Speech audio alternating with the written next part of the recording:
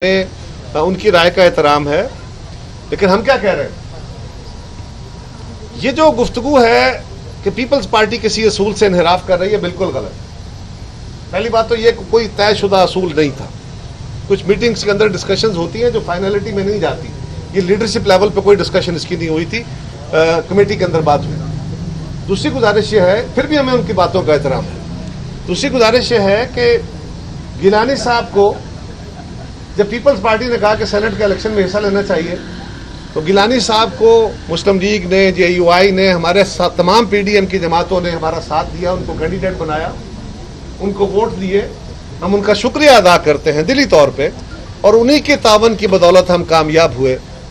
लेकिन ये बात भी तयशुदा है कि ये कुछ जीती हुई सीट अपोजिशन की नहीं थी जो पीपल्स पार्टी को फेवर के तौर पे दी गई।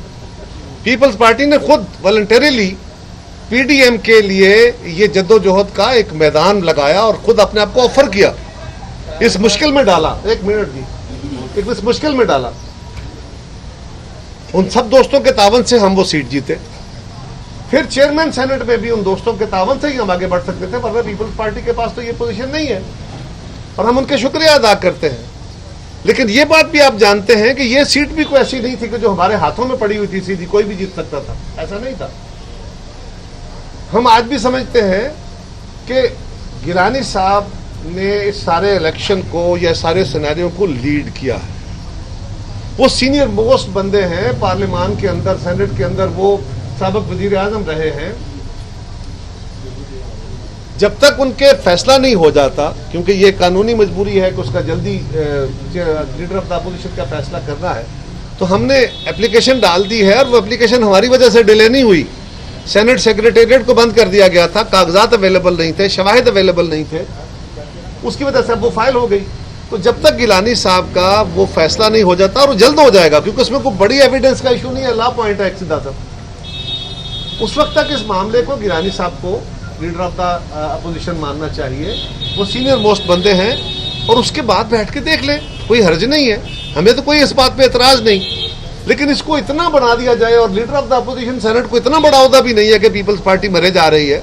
हम सिर्फ ये कह रहे हैं कि कुछ बातें असूल की हैं, और खास तौर पे इन हालात में गिलानी साहब अगर उसको लीड करते हैं, महीना 2 महीने इतना ही होगा ना ज्यादा से ज्यादा, तो उसमें कोई प्रॉब्लम नहीं होगा। लिहाजा हम समझते हैं कि इस बात को लॉजिकली बात लेना चाहिए। साहब, जैसे कि आपने कहा कि मीडिया में बातें सामने नहीं आनी चाहिए, तो मौलाना फजल रहमान, नून लीग और तमाम जमातें ये कह रही है कि आखिरी जो PDM की मीटिंग हुई, उसकी तमाम चीजें पीपल्स पार्टी ने लीक की, और इस हवाले से आपने खामोशी भी इख्तियार की रखी, तो ये भी आपने क्लियर नहीं। देखिए, जरदारी साहब की गुफ्तगू लीक हुई है, बाकी भी वहां गुफ्तगू हुई है, और वो गुफ्तगू पीपल्स पार्टी के लिए भी टॉलरेबल नहीं थी। वो फोकस्ड थी पीपल्स पार्टी पे, लेकिन वो गुफ्तगू लीक नहीं हुई। जितनी हुई, हमने उस बात के ऊपर अफसोस का इजहार किया, हमने कहा कि ये लीक नहीं होनी चाहिए। लेकिन ये भी मैंने सवाल किया था कि कौन सी मीटिंग है जिसकी गुफ्तगू बार लीक नहीं होती, कौन सी मीटिंग है जिसके अंदर होने वाली डिस्कशन के टिकर नहीं चल रहे होते पैरेलल। तो ये कहना कि वो खास कोई खबर लीक हो गई, को पता नहीं लिखी हुई थी, तकरीर थी जो जारी कर दी गई, ऐसा नहीं है। एनीहाउ जो कुछ हुआ वो मुनासिब नहीं हुआ, वो नहीं होना चाहिए। उसके नतीजे में क्या ये उसको, और उसके बाद जो तलखी बढ़ी, जरदारी साहब ने, जो सीनियर मोस्ट बंदे हैं, जब मरियम बीबी ने उस पर बात की तो उन्होंने कहा, मरियम बेटा आप मेरी बेटी हैं, मैं आपसे माफी मांगता हूँ, और मैं पब्लिकली भी माफी मांगने को तैयार होकर फट हुई है।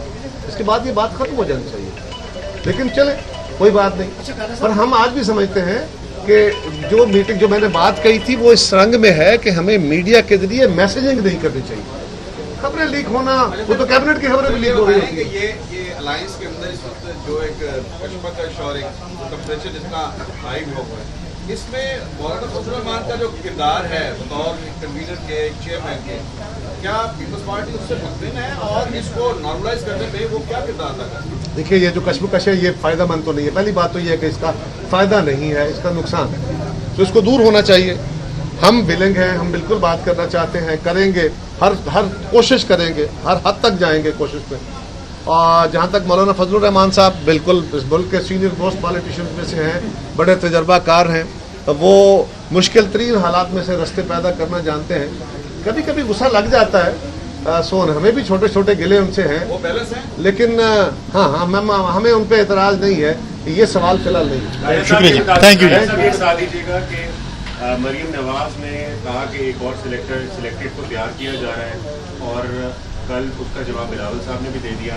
आप दोनों मिलकर मौजूदा हुकूमत के जो वज़ीर आज़म है इमरान खान, उनको सिलेक्टेड कह रहे थे, तो जब सारे एक दूसरे को सिलेक्टेड कह रहे हैं तो इलेक्टेड कौन है? देखिए गुजारिश है, छोटा सवाल साहब, एक छोटा सा तो ये बताइए कि राना सनाउल्लाह साहब ने कल ये कहा है कि सरदारी साहब जो है वो पहले बदल गए हैं, तमाम नौ जमातें एक तरफ है, पीपल पार्टी एक तरफ है और वो एस्टैब्लिशमेंट से डरते हैं। देखिए गुजारिश ये है कि मैंने कल भी इसका जवाब दिया था कि जिस बंदे का नाम आसिफ अली जरदारी है, डर उसकी ज़ात का हिस्सा नहीं है। वो अल्लाह से तो डरते हैं, बाकी किसी से नहीं। और ये बात मैं अपने लीडर के तौर पे नहीं कह रहा, ये जरदारी साहब का पूरा माजी इस बात का गवाह है। वो 13-14 साल तक जेलों में रहे हैं, उन्होंने मुश्किलें बर्दाश्त की हैं, उन्होंने अटैक बर्दाश्त किए हैं, सब कुछ किया। सो अगर कोई बंदा ये कह रहा होता है ना कि जी मैं बड़ा लिसा, मैं बड़ा कमज़ोर हूँ, मैं बड़ा ये हूँ, तो ये हम्बलनेस में बातें हो रही होती हैं। बुनियादी तौर पे आप इशारतन यही कह रहे होते हैं कि भाई मेरा माजी तुम जानते हो, अपने आप को देख लो, मुझे ये इशारे करके ना कहो। सो वो बातें इस तनाजुर में थी, बाद इशारतन बातें कर रहे होते हैं ना, उन इशारों में और बंदे की हकीकत में बहुत फ़र्क है। आसिफ जरदारी साहब ना अपनी ज़ात में डरने वाले हैं, ना उनका माजी इस बात का गमाज है, लेकिन हम कोई पैंतरा नहीं बदल रहे। हम आज भी कह रहे हैं कि हम 26 पॉइंट के साथ हैं। अगर पैंतरे बदलने की बात होगी तो फिर उसका जवाब उस सूरत में देना पड़ेगा कि किसने कहा था कि वो जो बाकी 2-3 स्टेप्स हैं उनको छोड़ के आप जंप अप कर जाए। हमने तो नहीं कहा था, हमने तो नहीं कहा था। और दूसरा ये कि जो पीडीएम के फैसले करने का तरीकाकार तय किया गया था, ये कसरत राय का नहीं था। मेरी गुजारिश सुन लीजिए, मैं उसका जवाब हो गया जी, जितना मैंने देना था और बिलावल साहब ने देना था दे दिया। आप जो मुझसे उगलवाना चाहते हैं वो नहीं उगलवा सकेंगे, इसलिए कि आप तलखी बढ़ाना चाहते हैं, मैं मसाला नहीं लगाना चाहता इसको ज्यादा।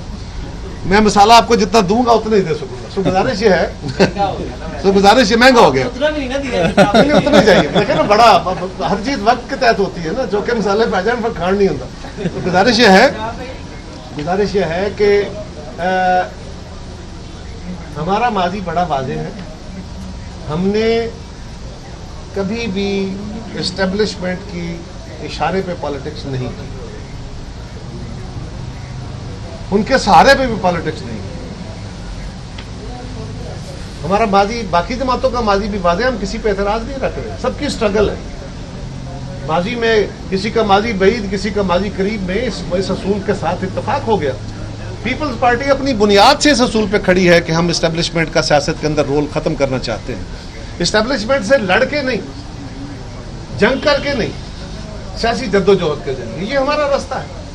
बाकी दोस्तों का अपना रास्ता है, बिल्कुल हमें उनके रास्ते का एहतराम है, लेकिन हमारा ये माजी बईद से है। कुछ लोगों का माजी करीब से, उनको भी तजर्बा हो गया, तो बिस्मिल्लाह। अब अगर माजी में खड़े होकर बातें करते रहे तो फिर तो आगे बढ़ने का रास्ता नहीं पता होगा।